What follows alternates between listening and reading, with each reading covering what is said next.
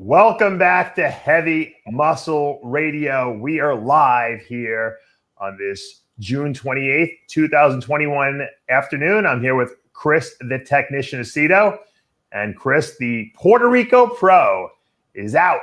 It was a Saturday-Sunday show. I was a little confused by that. And Akeem Williams, our good friend, wins that rather convincingly, gets the Olympia invite, and all is well in the world.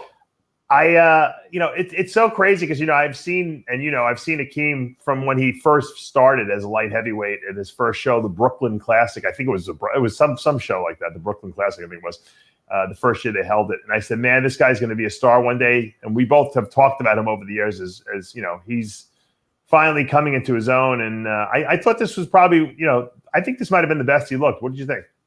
Yeah, I previously thought his two previous bests were, I think his best previous to this was the Olympia in 2019. But I think this was his best. I think he remarkably keeps getting bigger and denser.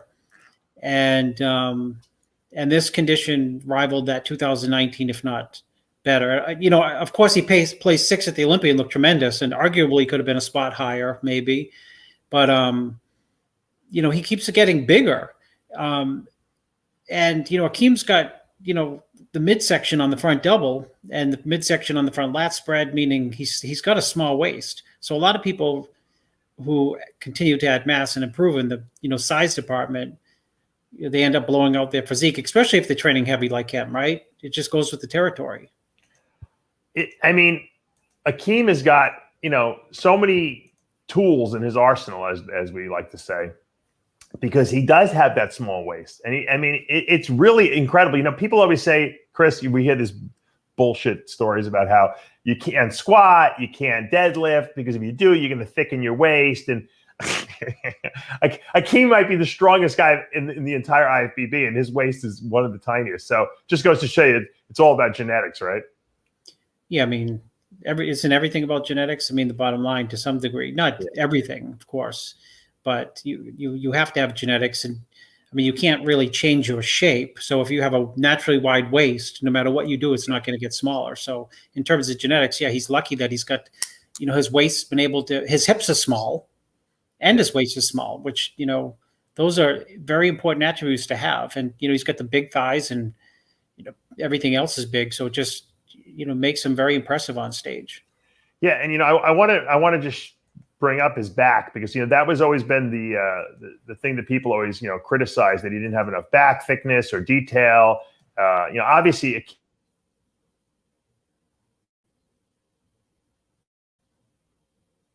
well, you got to be critical of something, right? There it is. Dave just. All right. Yeah. Sorry about that. Dave. I froze. No, but I think his back has really, come up a lot. And I think that when you see this back double bicep, I think that it's not a weakness anymore. He's always going to have high lats. There's nothing he can do about that. Dennis Wolf had high lats too. Yeah. But I think that it's not a weak body part by any means. It's certainly, when he hits the lat spread from behind, he's the widest guy on stage. So, yeah, no, he's. I think his back double looks great. That would be like a minor, it's one thing to have high lats, but if you have high lats and a wide waist, then you're done. Oh yeah, absolutely. You can see in this picture, his lats tend to be somewhat high, especially on the back double. But look how small the waist is above the trunks, right? It's right. Now, looking at this physique, we're looking at it from Akeem Williams, and I think the win was rather convincing here. I don't think there's anyone close to him at this point. Where does he go to, at the Olympia? He was sixth last year, obviously. We're going to have Rulli in the show this year, obviously, which is, another guy he's got to beat. How do you think Akeem Williams stacks up on that against those Olympia top six this year? I think he makes top six, Yeah, I do too. I think the Olympia is still about, right? It's you got to be massive to be in the mix. And wow. There's a lot of wow back there. Yeah, right? Well, that's part of having the wow is being massive, and frankly, Akeem's been overlooked. How many times have we talked about on this show? I'm going to bring it up. 2019, he was just stunning at that Olympia. Yeah. And I went up to him after, like, I think it was when he didn't place well. And I never go up to anyone because you don't know their mindset, and it's kind of stupid to go up to people after and say, "You were robbed, man," because but everyone says that. I think it does help. It does. People do feel well, better when you tell them that. Half the people, my telltale story on that is, I've seen people go up to like two bodybuilders when they're not knowing I'm there and say, go up to like Akeem and say, "You were robbed, you should have been third." Go up to the next bodybuilder 20 feet away and say, "You were robbed, you should have been third." So we know our good friend. That's what people do. It's no one you know. Yeah. So, I mean, I felt like compelled, like at that show, in terms of being overlooked. He's been overlooked on multiple shows, but I mean, he's not being overlooked lately. And I think that having placed 6th at the Olympia last year, right? I don't believe in momentum, but what I do believe in is if you're a judge and you judged the show last year, you say, okay, who was in the mix? Who should I be on the lookout for? And you say Akeem, and then you say, well, he just came off a win. He looked great. So, automatic this year, you would think that the chances of being, quote, overlooked, are diminished just because, what he's been able to do in the last 2 years. True. Very true. Now, we're going to have Akeem on the show in a little bit. I'm going to send him the link, and he's going to join us at 11:30. So, for those of you who've been waiting, we're just going to break down the show a little bit. Then we'll bring Akeem on and we'll talk to him. Obviously, we have a good friendship with him. And we got lucky because he was going to fly back at 11. And then his flight, he changed it because he's doing a photo shoot. We'll find out what that's all about as well. Let's talk about second place for a minute. Mo Shaban, who I thought looked really, really good. Like, we talk about Akeem winning the show convincingly, but it wasn't a blowout by any means. I mean, the other, your guy, Hassan Mustafa, we'll talk about him in a little bit. And of course, Mo Shaban, really good. I mean, it was a good quality show. It might have been the best Puerto Rico pro we've seen. Talk to me about Mo and what you like about him and where you think he's going. I like the lack of weaknesses, which automatically puts him in a mix in a show like this. I like the great condition, which automatically will put you in the mix. Thighs are fantastic. Overall, polish. Just overall, the first thing that you think of when it comes to his physique is lack of weaknesses. And, if you have lack of weaknesses, he doesn't have any shape issues, meaning, we're not talking about, that's not a knock, high lats, but we're not talking about anything, you know what I mean? Or no teardrop or needs sweep, but legs are great. So you're not making any like systemic criticisms of his physique from so, and then you start talking about what he has in spades, which is, thin skin, good quality of skin, right. Good, very, very good condition, complete and balanced. Look at that back double. Oh yeah. Back is very good. Look, all the shots are good. Yeah. All the shots are good. He might have been a little tad harder in the hamstring area, but I think that this was a good balance between fullness and conditioning. Yeah, he's really impressive, and there's no negatives that you can really say about his physique. In other words, I mean, that's you're trying to nitpick the physique. It's hard to nitpick there. The glutes are good, hamstrings are good, back development's good, right. Delts are good. And same thing goes for like side chest. He looks complete there. Front double, he's complete. Right. His midsection's really good as well. So what wins it for Akeem, do you think, in this? Size. Size, okay. Size. And when you actually look at the side chest, that's a telltale sign. His side chest Akeem's side chest is very dominant. Akeem's back lat spread has a little bit more, has more wow factor to it. Although Muhammad's is, is extremely impressive back lat spread. But I think, it's funny, those high lats work for Akeem on the back lat spread. Yes. It works really well for him, right? Because he has a small waist and he has like, the lower lats. This is not the right words, but I quote, not there. The back lat spread is phenomenal. It just, it highlights Akeem's width with, a small waist. And, so in terms of contrasting him and Muhammad Shaban, there's, I'd say it boils down to a lot of it is mass. Dave froze again. He's because we're doing the show an hour early. That's the problem with going live, Dave. Dave's gonna have to reboot. He's gonna. No, I'm not rebooting. I'm not rebooting. I just reconnected. Yeah. I'm trying to be like high tech here and use it like a hard line. I know the Wi-Fi is better actually. I think. No, but I'm saying I wanted to put up this comparison. You're right that the high lats work on that lat spread from behind. It reminds me of Orville Burke. You remember Orville? I knew you were going to say that, Dave. I knew you were going to say Orville Burke. It looked exactly like Orville Burke. Great width with a tiny waist. Yeah, but the high lats. But the lats was so wide that it didn't even matter almost on him, right? I mean, it works on the high lats work on, Akeem's front double is great with the high lats. Yeah. You can never say that that's a negative. Right. Because his waist is so small and his hips are small. Yeah, I mean, you could see on this shot, he has no waist there. I mean, it's amazing. It's actually incredible with the amount of muscle he has on his body. His waist is that teeny, Yeah. Because you think of Akeem really as a mass monster, right? I mean, isn't that really the way we think of it?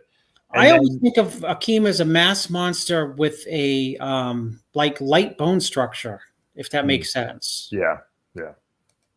Yeah, no, that makes complete sense. He's got a very light bone structure, which is amazing because he's so strong, right? Yeah, no, because it's like sometimes when you see him against, I can't remember, but I've seen him out of the shows, and I've thought like, geez, I thought Akeem was bigger, and I realized I'm thinking, well, he is huge. What I'm thinking of is bone structure. You know what I mean? Like, he's not that quote big of a guy. So people know what I'm talking about. Like compared to like a Gunter or Jay or what I mean, somebody who's like got a big, wide, hold the girdle. Yeah. If he were like just a regular athlete, he would not be like a shot putter or anything like that, right? Yeah, exactly. You got it. He's not going to be a football player. He's probably going to be like a sprinter or something like that. Yeah. And with those that very athletic body, and that's just the way he's put together. I mean, he smiles too much on stage. You know what? I have a couple guys I work with who cannot smile for anything on stage, and I don't understand why. I said, you guys, you suffer this long, this hard. At least show everyone that you're having a good time up there, even if you're not. Fake it, Even Wheeler used to fake it. Flex hated smiling on stage because he was always miserable. He even said it because he was very insecure. But he had that $1 million smile when he got up there. He knew how to put on the performance, right? Yeah.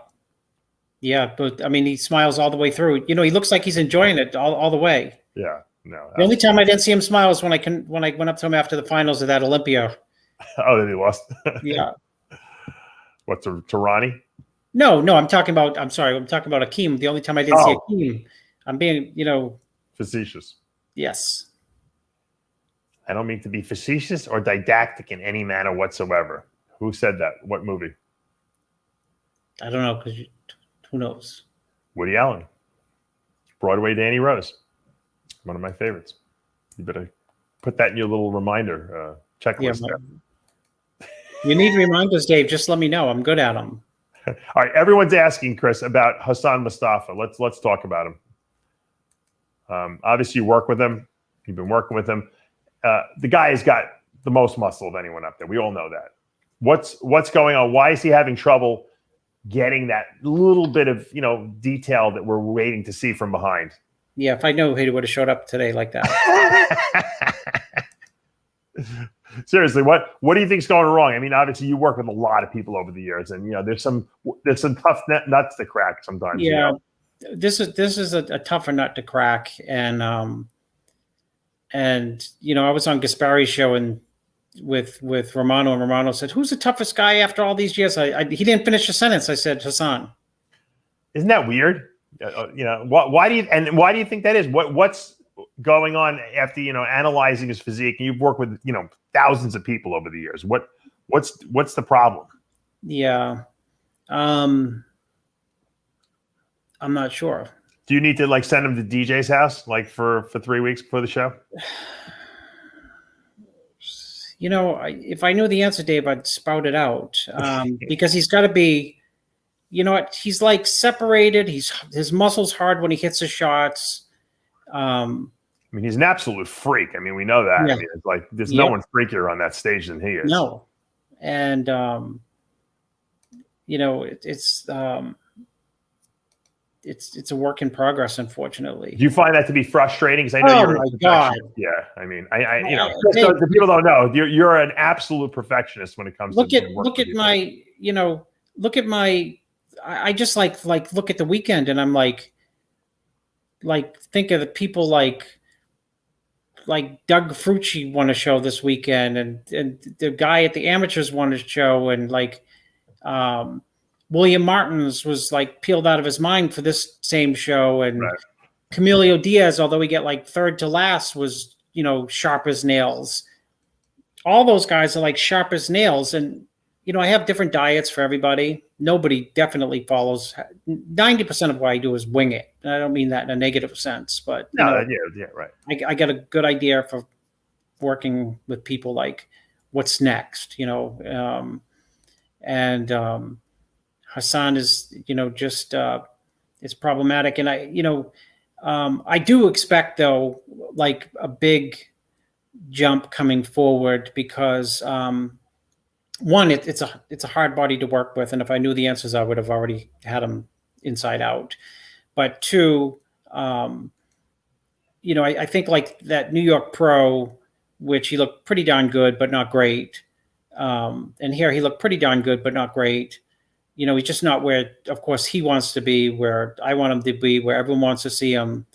But I think maybe like, you know, in terms of fatigue, like Ramadan might have like threw like a, you know, what's it called? Monkey wrench. I don't even know the sayings. A monkey wrench in there. But, you know, a big physique like that, I think, you know, you can't tire it out too much. Or it rebels, basically. Yeah, it's like an oxymoron. You know, you'd think like, okay, you can just torture that because he's got the muscle, and you torture that, and the body goes into like a spasm, and you know, you can't even get it to move 1 inch. Right.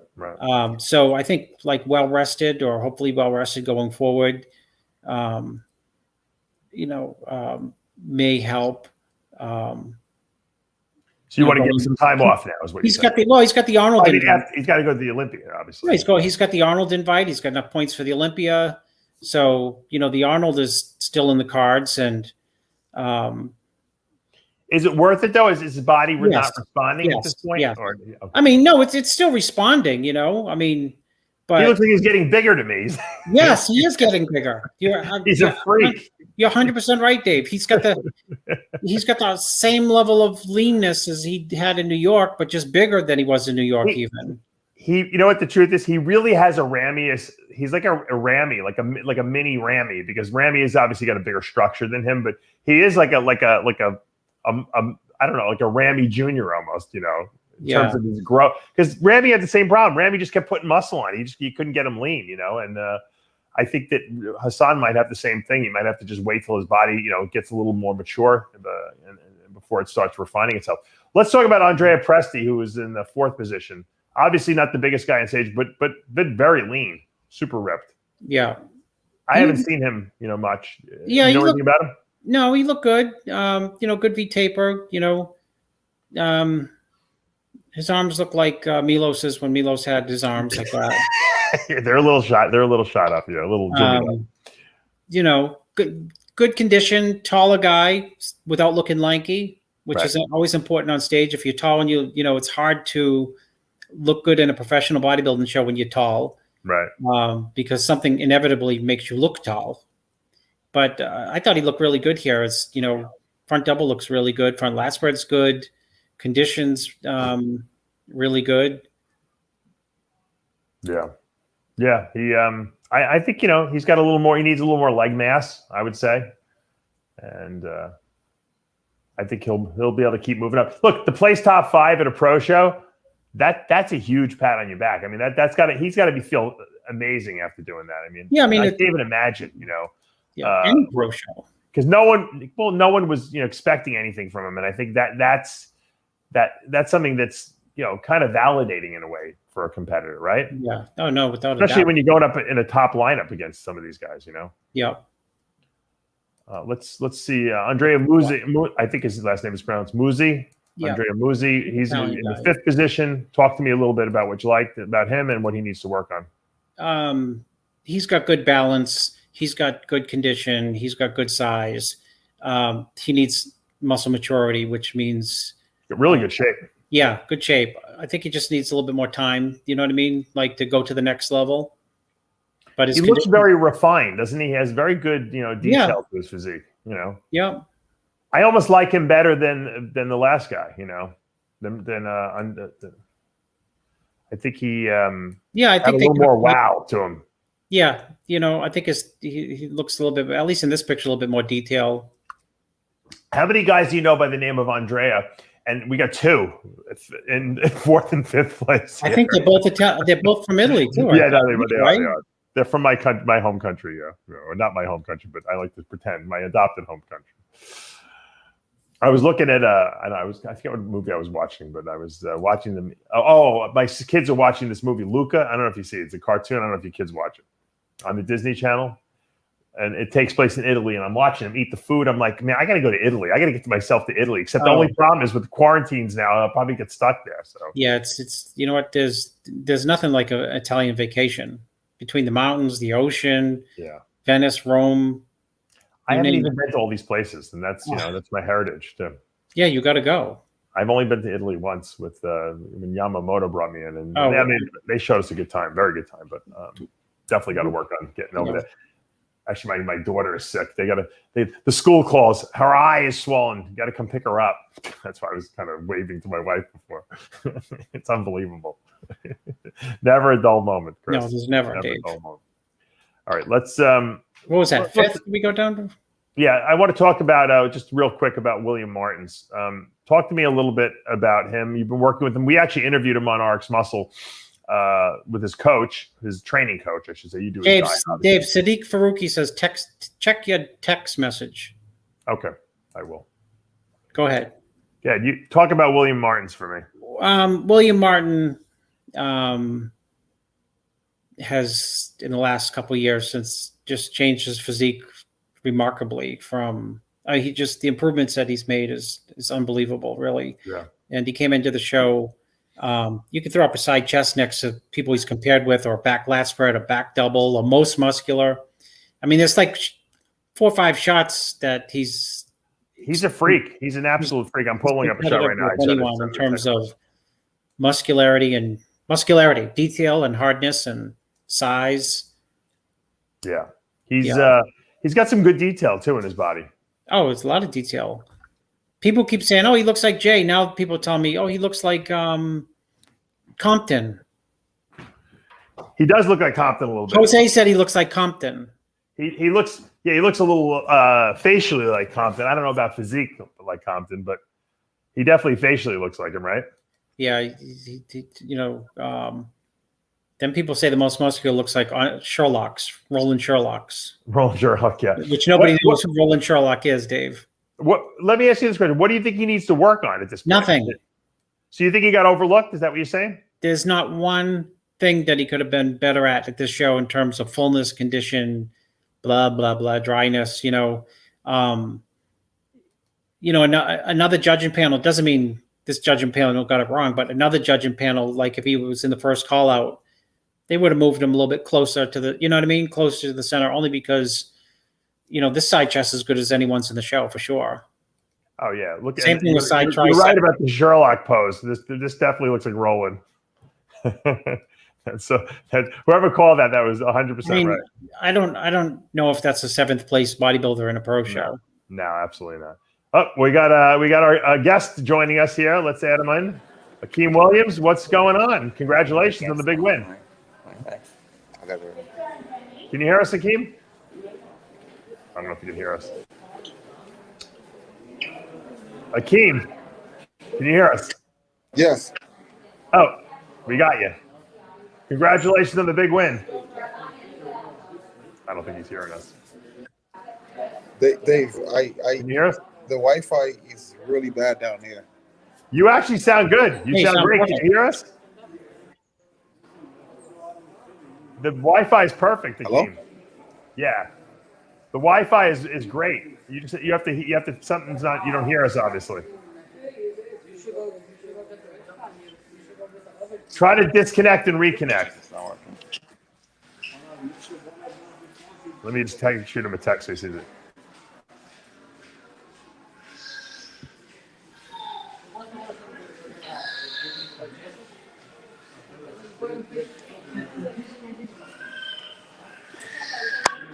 Maybe put your headset in, Akeem. That's weird. I wonder why he can't hear us.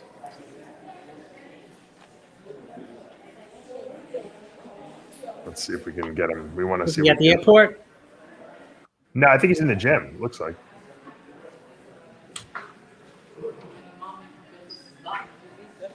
He's obviously on his phone, so maybe he's not even getting my text I'm sending him. But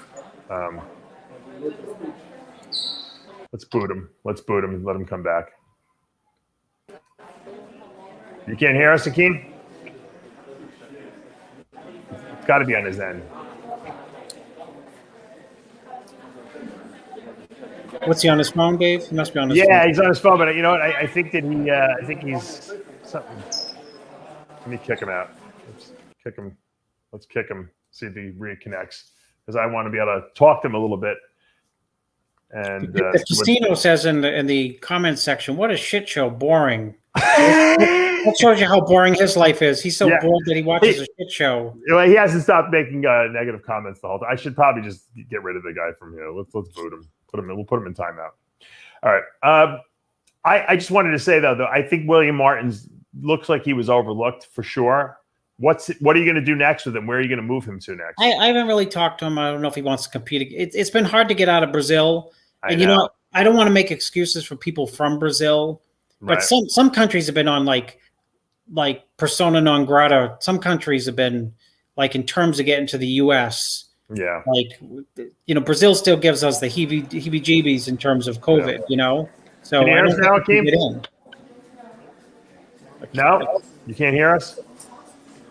I wonder why you can't hear it. You must have it muted. You have to unmute the I don't know. I can't even tell him. Dave, that's a me. That's a me having it muted. Yeah. Oh, thanks, Dave. You're a genius with this stuff.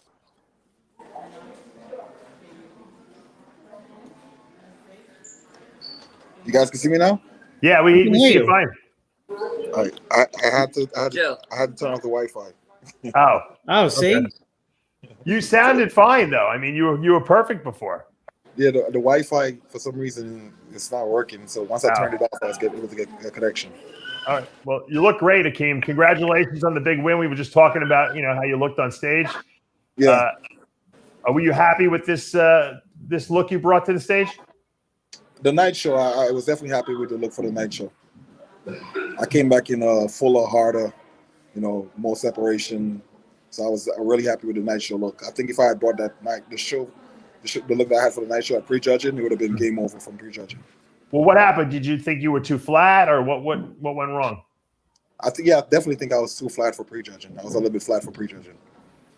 And what did you guys do to adjust in between? We just ate a burger, went back and rest, relax, and you know that did the trick. Yeah. Sometimes nerves too can play a role in that as well. It's amazing when you haven't competed in a little while, you know, how you feel when you're about to get back on stage, you know. Yeah. Plus, you're in the Bahamas. I mean, it wasn't like you were at the New York Pro in your backyard either, you know. Yeah. How was that flight down there? Was it bad or not too bad? Very, very, very easy flight. Very easy flight. Cool. The flight was great. You know, the Bahamas is great. You know, even though they're a little bit strict on COVID down here, but other than that, yeah. Now, after this win, obviously, it's got to be like almost like a weight off your back. I mean, you must feel really good. All right, I got this over with. I won the show. I'm going into the Olympia with some momentum. You know, I have to imagine it's a little bit of a relief in a sense, right? Yeah, definitely. You know, I wanted to just. I was hoping that if I got in top 5 at the Olympia, I would need to requalify. But you know, getting this win and having some more time to just training the way I want to train for the Olympia is definitely great. You know. Chris, you have any questions? What do you? Why did you know you were flat going into prejudging? Sorry. Did you know? Did you know you were going into flat? Did you know going into prejudging that you were flat? I think I back somewhere backstage I started flattening out. Yeah. It happens. How hot is it over there in the Bahamas? It's very hot, very hot. Yeah, that's what I figured. Even sometimes in the AC you could eat. Yeah, that's never very fun. People don't realize. I remember when I used to compete in Vegas, Chris, and even when the Olympics nip, guys dehydrate so quickly. You don't even realize that you're in the air conditioning and you're still dehydrating because it's so dry. No humidity. Yeah. It sucks the water right out of your body, and if you're not drinking and you're on diuretics, you can flatten out in an hour. You can flatten out very easily. Now, Akeem? What's the game plan now going into the Olympia? I see you're on the Arnold list. You're going to be doing that Arnold in September. Yeah, I'm going to do the Arnold in September, and then go straight to the Olympia right after that. I'm sorry, guys. I'm actually on the line right now to get a COVID test. We should film it. That would be fun. Don't worry about it. So let me ask this question: what made you decide to want to do the Arnold? Because it was so close to the Olympia. Yeah, it's very close to the Olympia, and I think I have a good shot to win it. I do. I agree too.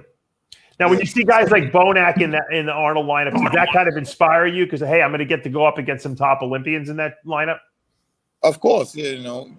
I did it with him last year, and being on the Olympia stage with him last year was, getting that first call out with him was definitely inspirational. So, right, being on the stage with him again is, it's definitely motivating.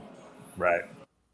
I would imagine, Chris, being an being at the top level of Olympia caliber athletes has got to be great to be able to stand up there on the Arnold stage. Then that's what that's what you train your whole life for. Yeah. And plus, I didn't want to limit myself. A lot of people say they're going to just focus on the Olympia. Right.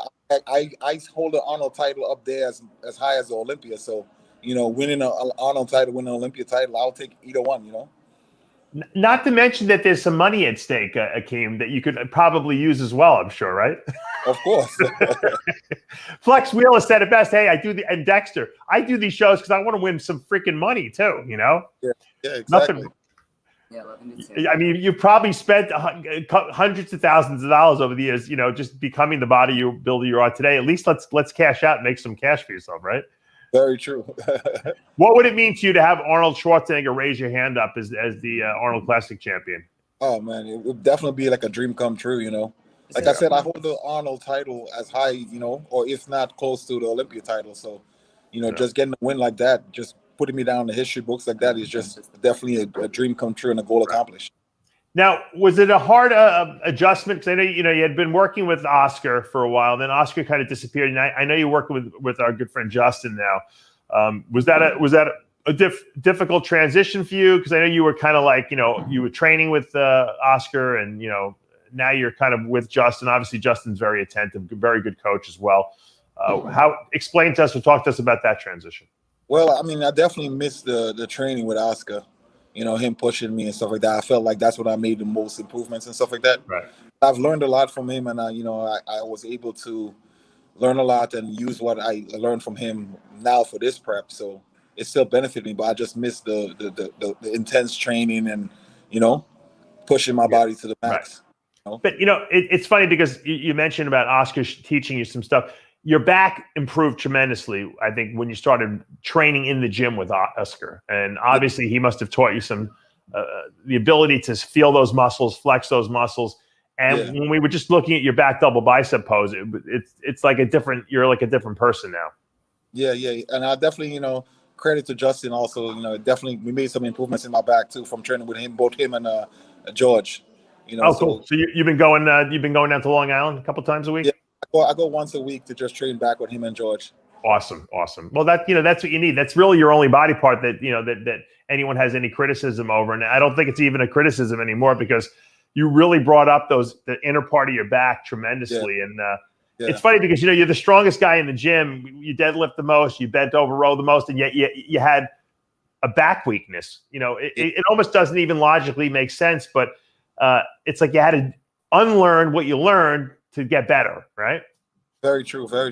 And it's funny because the way I train right now is nothing close to like doing heavily deadlifts or doing any other stuff. It's just a lot of cable, a lot of rows, and stuff like that. That's been able to help me improve my back. Well, it's funny because when you're so strong, you almost have to stop training that heavy because otherwise you can't work those muscles that are weak and underdeveloped, right? Yeah, very true. Yeah, it's a real oxymoron, Chris. And I think a lot of people, not many people have Akeem's problem, Chris. But when you have a problem like that, it's almost difficult to take a step backwards, don't you think, Chris? Yes. I think we lost Chris there. I don't think he hears me. But anyway, you know what I'm talking about, Akeem. So that, I'm glad that I keep seeing you make improvements. You're one of the few bodybuilders that every single year we see changes to your physique, whether it be size changes, we see, quality improvements. And that's a testament to the fact that, that you never stop working, Very true. So anyway, all right. Well, I'm going to let you go. I know you got a COVID test coming up there. What is that, to get back on the plane, or what are they testing you for? Yeah, to get back into the U.S. That's funny. Now, what was the quarantining process like in terms of mask wearing in the Bahamas themselves? There's no quarantine process. As long as you have a negative test, you're Right. good.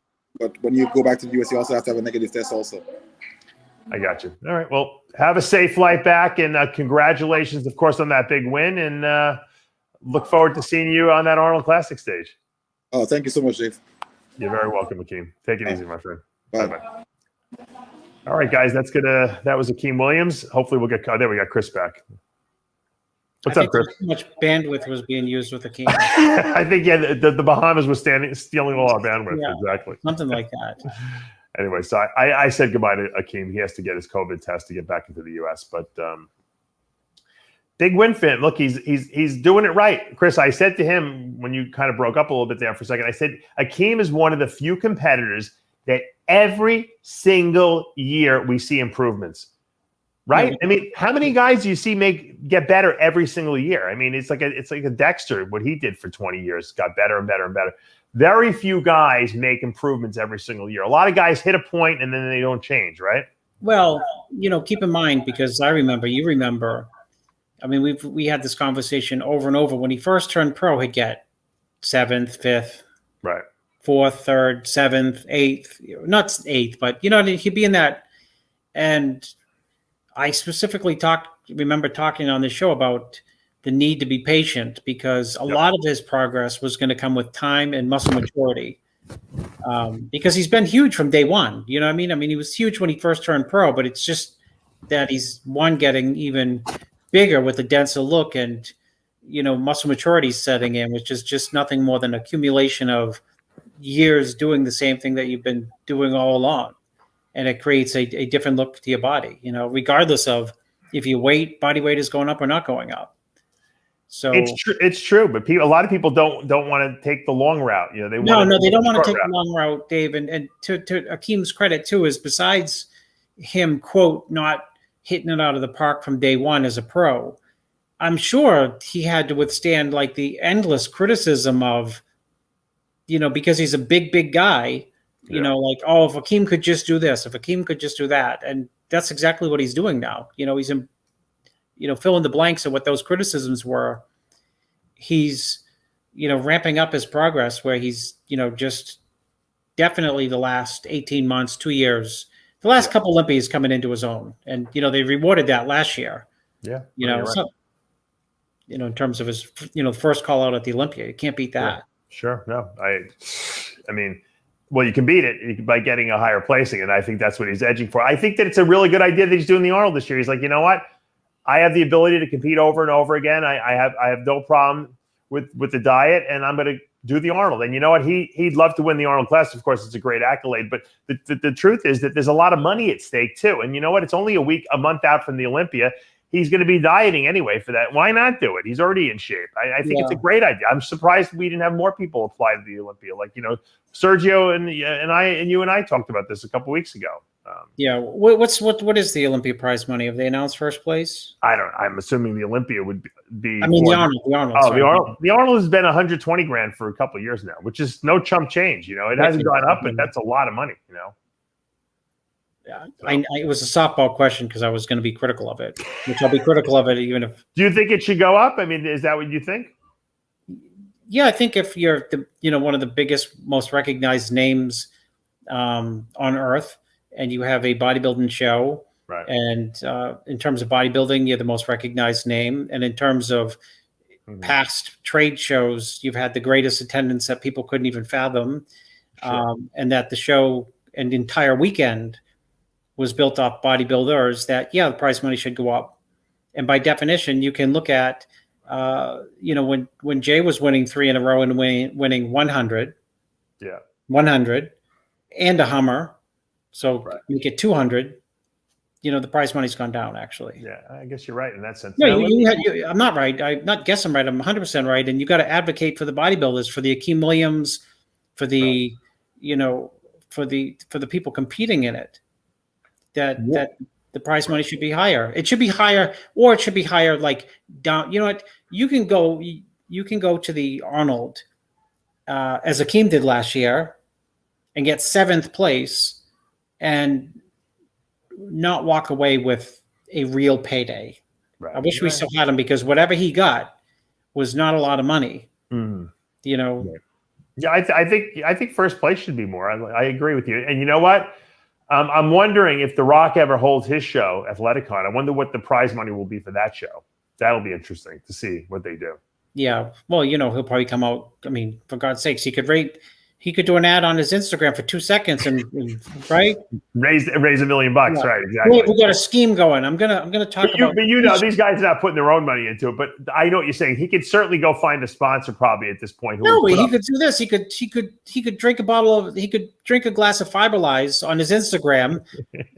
In 2 days, you could have like $3 million in sales. Split the profits with him and have him put it. And you say, okay, Rock, I'm gonna be the lead sponsor for the show. You're right. No, I didn't even think you're right. 100%. The Rock actually has that drawing power without. But he's contemplating for running for president. So I hope it does not interfere with his show.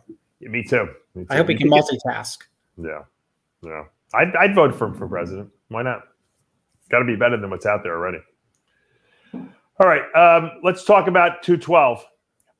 Peter Borecki, out of nowhere. No, I don't think anyone anticipated this guy bringing ridiculous conditioning to the stage.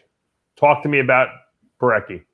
He was a great classic guy, but like an over-dieted classic guy. Oh, I didn't know that. He moved up, huh? Oh, yeah. No, he was great as a classic guy, just like bone peeled, but bony. You know what I mean? Yeah, too skinny. I think to make the weight. And, look at he's great V-taper. A lot of width, classical lines still in the torso, right? Pecs, shoulders. He's always had good legs, but he really brought up his, upper body. And, here he is going to the Olympia. Think about it. I don't think, anyone saw him on the radar. Great move. I like the fact that guys are moving up, Chris. I really do, because I think that it's creating more excitement in these classes. And I was waiting for the days when we're going to see the classic guys move up to the open, to the 212, because those are the physiques we want to see, right? With more mass on them, essentially. Yeah. The small waistlines, the great lines. And then that's where we created classic because we missed that in bodybuilding. But the truth is that they're not mutually exclusive. We could take these classic guys, put 10, 15 pounds on them and move them into the open class. And we're going to have some great open guys eventually, from there. Yeah, no, I completely agree with you. It's maybe he'll move up to open and everyone will say he's too small and he'll blow his waist out. It's fine. I guess it's possible, right? Who knows? But I was pretty impressed. Now, a lot of people were asking me, in the comment section about Guy Cisternino.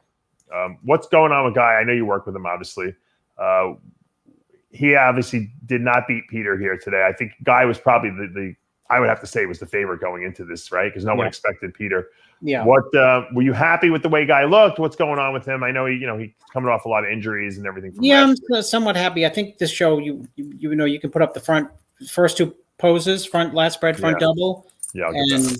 And that right there seals the fate for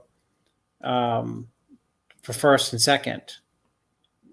You know what I mean? I just didn't. We're so used to seeing Guy shredded to the bone that to see him not that hard, not as quite as hard, I think people were disappointed, and that was always the case when I competed too. People, if they didn't see me like ridiculously shredded, they were disappointed. It looks like Guy still hasn't come back, to the form he was in at his best. Yeah, he was hard here, just not like you said, like peeled out of his mind. Right. And I think that shot right there. If you compare like the taper, I think more than anything that's. With Peter. What's the guy's name who won? Peter Barecki. Yeah. Peter Barecki. That says a lot right there. The front. I think Barecki just had a little bit more wow, a little more snap to his, physique, so to speak. Mm-hmm. And, that obviously sealed Guy. Was Guy disappointed? Yeah.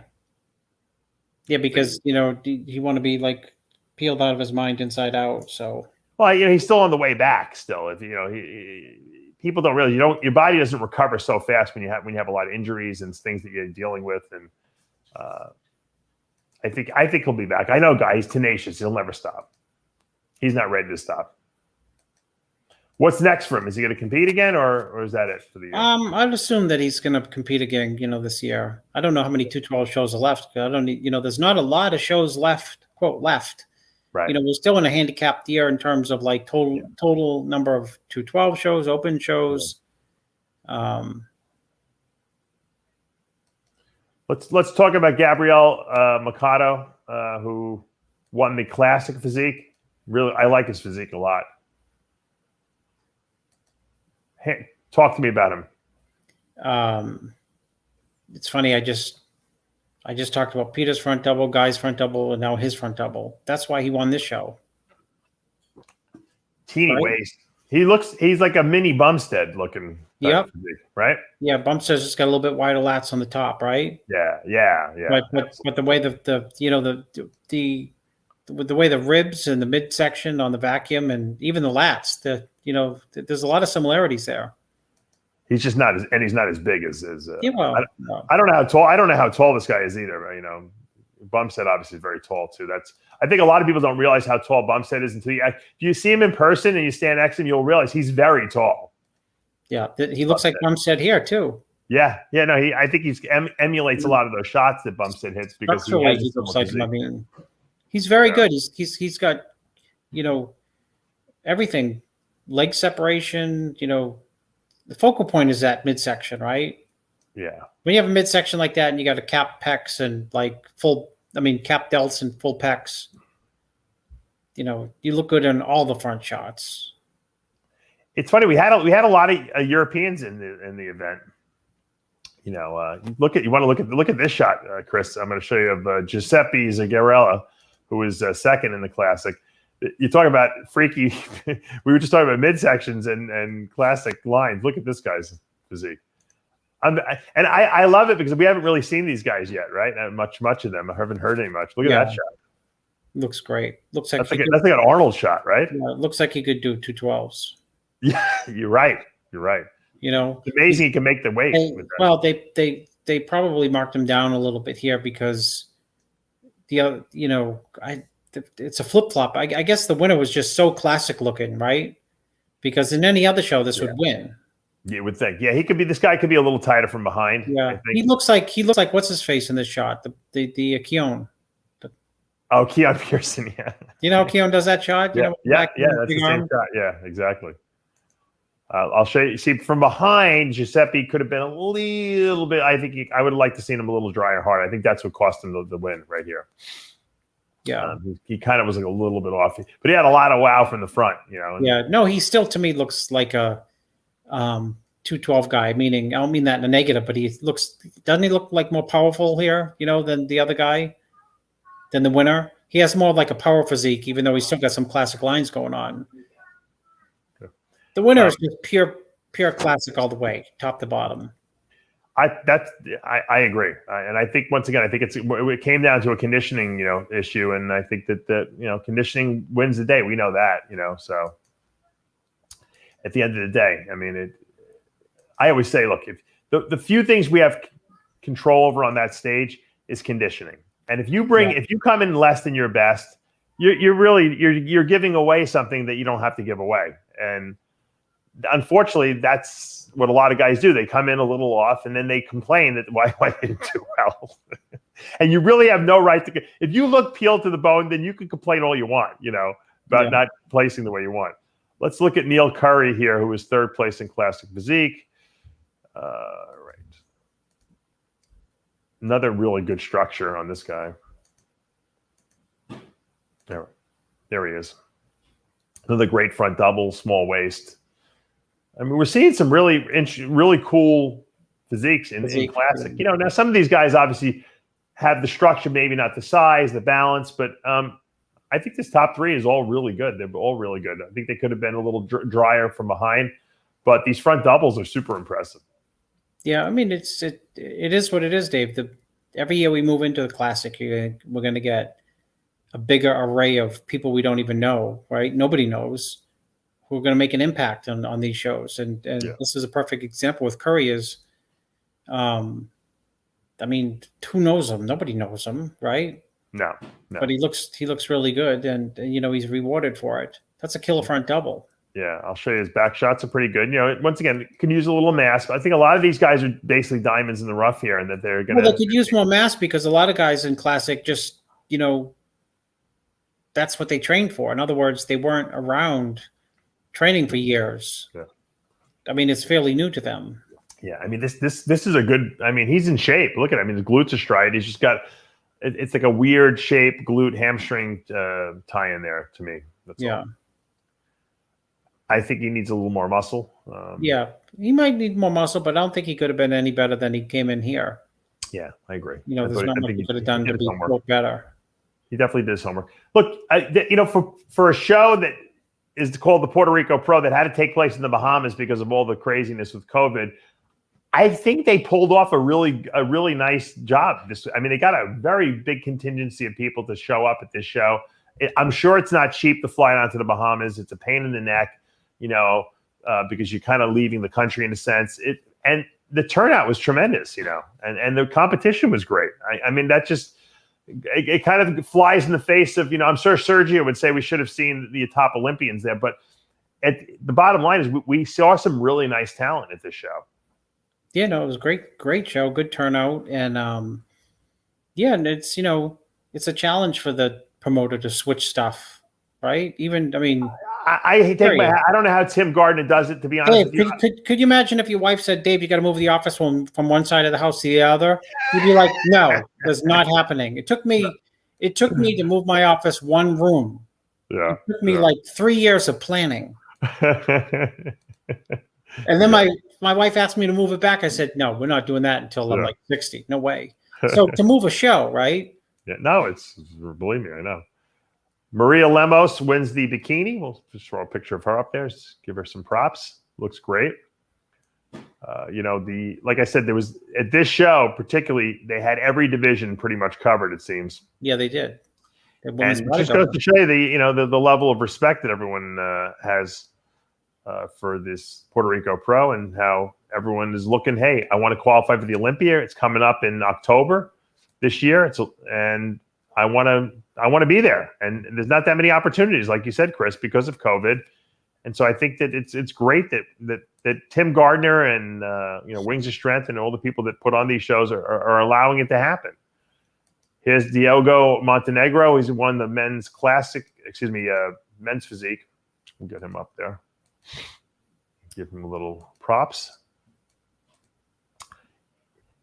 I'd love to see some of these men's physique guys. I really love to see more of them move up to classic physique. I knew you were going to say that. A lot of they like it in this men's physique division. Yeah, look at this guy. He's got calves. He's got legs. You could tell he's got legs under there.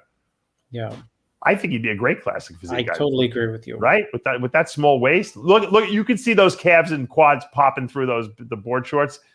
He should absolutely. I mean, he won. I guess he won. He's going to the Olympia. But that stance right there, just like that.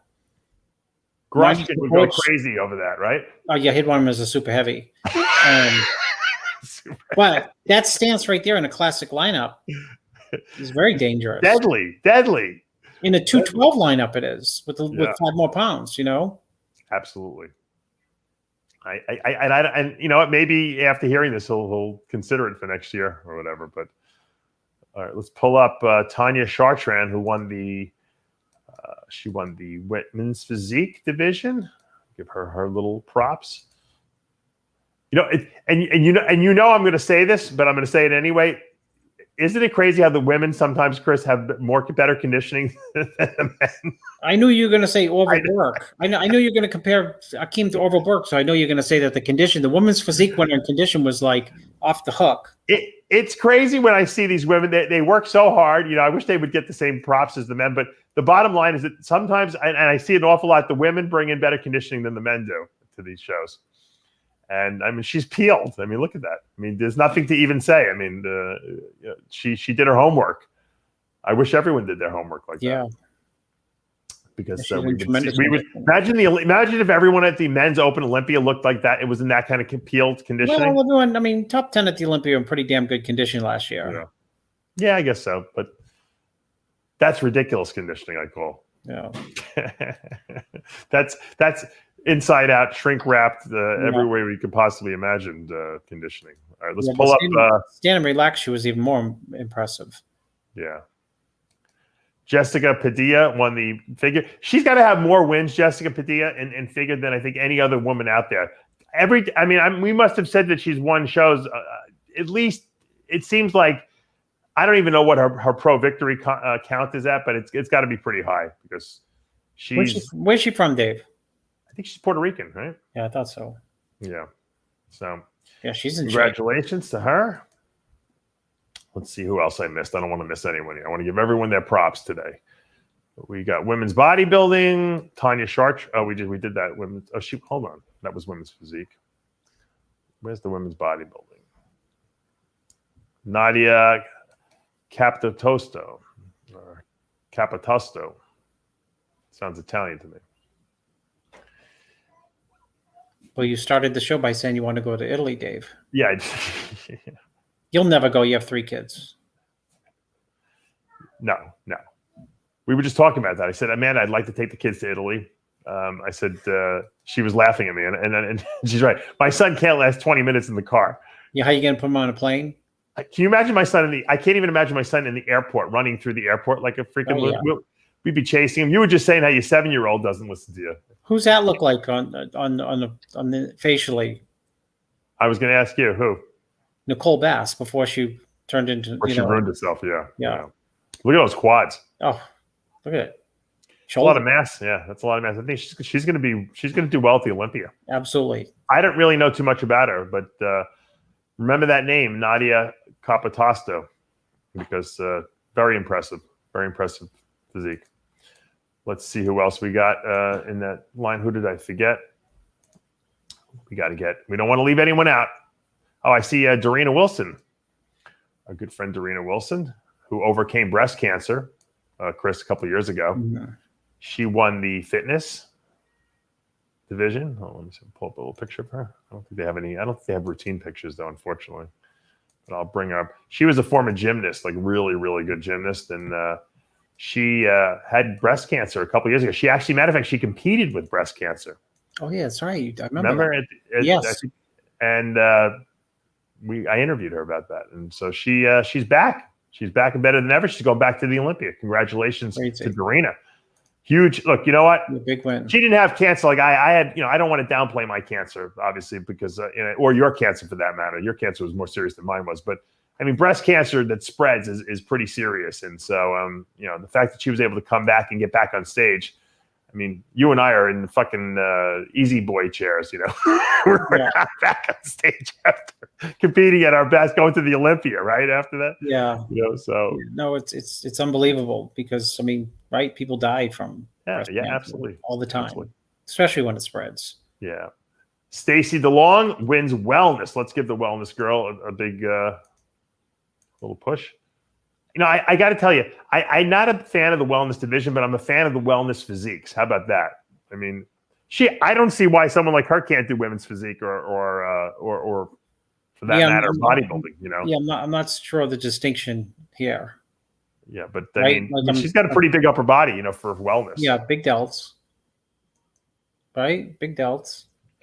And I like her physique. That's the whole thing. I like the wellness physiques. I just didn't know. I didn't really think it warranted its own division, but I do like the wellness physiques. I know you do too. We like muscle. We like big legs on women, and so it definitely works. It's just it's another division. That's all. Taking away the prize money from the men, right, Chris? Yeah, from the 100. That's why you want to know why Arnold can't get prize money, because they got too many divisions now. That's why. That may be. I mean, there has to be an answer. It's because That's the answer, Chris. Well, I guess, yeah. These other divisions are taking away them. And the weird thing is that the Arnold people took away the men's 212 division. Why they got rid of that? I mean, when the Arnold is bodybuilding, I have no idea. You don't want to hold every division. Don't hold every division. I remember when they used to have the Arnold. I don't know if it's still the Arnold Europe. They had the South America. They didn't have every division. They would do the men's open. They would do like, fitness and one other division. That's fine. I almost think you're better off not having every division if you're going to water down the prize money, at a certain degree. Yeah, no, I agree with you. It seems like it would be more spectacular if the Arnold Classic USA only had men's bodybuilding and they gave away $1 million to the winner. Right? Yeah. Wouldn't that be like the ultimate, like, holy mackerel, $1 million? Who's not going to want to do the Arnold, Well, I mean, even if it's the men's Olympia is 400, if the Arnold was 400, right, or 350, okay, if you want to stay a little under the Olympia, if it was 260, what people seriously, Chris, what would happen if the Arnold said, you know what, we have a couple Arnolds all around the world, we're going to do different divisions at every Arnold, the Arnold USA will only be men's open, and we're going to give away a lot of prize money. Not only to the winner, but to the top five. The answer would be nothing. My assumption, the answer would be nothing would change on the weekend. In terms of, you mean if they still wanted to have all that trade show stuff and all those other like amateur events, like they still do the strongman. The pro strongman is probably more strongman, the marathon, the horseback riding. All the events that they have. I'm talking about the events they got to give prize money away at. And that's the strongman, which they always have a sponsor for. So that's not an issue. As far as the physique categories go, have just the open. Have just open men. See how it goes. Like the old days when Gaspari won in '89. And give away a shitload of money. There's sometimes there's a negativity. There's a negative to spreading yourself too thin. Yeah. I've told you on product lines, right? People ask you, you have great products, Dave, on Species Nutrition, and you have a core. You don't need to branch out to like 19 new products. Right. When you got a business where you got a core of 8 that are that are your foundation and make you the money. So it's stupid to come up with, Dave's coming out with 80. He's like the Now company, that nutrition product. Yeah, Now. I mean, they're a great company, but they got, if you want B12 mixed with vitamin C only, you can get it. I know, it's like life extension. It's too many SKUs. Many SKUs. It waters down the brand sometimes. Unless you want to just be a generic brand to everyone. The Arnold is a brand that shows bodybuilding. Let's see men's bodybuilding. Boom. Yeah. There's a desire. There's always been a desire to, quote, legitimize bodybuilding by talking up the fitness aspect, which is just stupid. Yeah. Bodybuilding is bodybuilding. That's what we are. That's what we do. That's what the core is. Mm-hmm. People will discover, old people too, which they have over time. It's great for bone mass, and it's not bodybuilding. Yeah. And it's, and healthy eating. Well, that's still not bodybuilding. Yes, it's connected, but it's like the watering down of everything. It's like when Muscle and Fitness started and it built its foundation, and Joe's fortune, part of his fortune is Muscle Builder. He went and expanded it to Muscle and Fitness. Right. Its traction actually went down when he started branching out too much in the magazine. Right. In other words, its sales. That's why they launched Flex, probably. When it was too fitnessy, and people like, shit, I don't want to read this. Right. Well, people love niche stuff, and I think the Arnold niche-wise is about men's open bodybuilding. And No, I agree 100%. I don't know if that's the answer, but it's a good suggestion. But I got to wrap this up, Chris, because we got to pick up a sick kid. I know you got a lot to do today. So, guys, thank you for joining us live as always. And Akeem Williams, congratulations on that huge win. And we will see you at the Arnold Classic. For now, we're out of time. Remember, with Heavy Muscle Radio, the truth hurts. good night, everyone. We'll see you next time.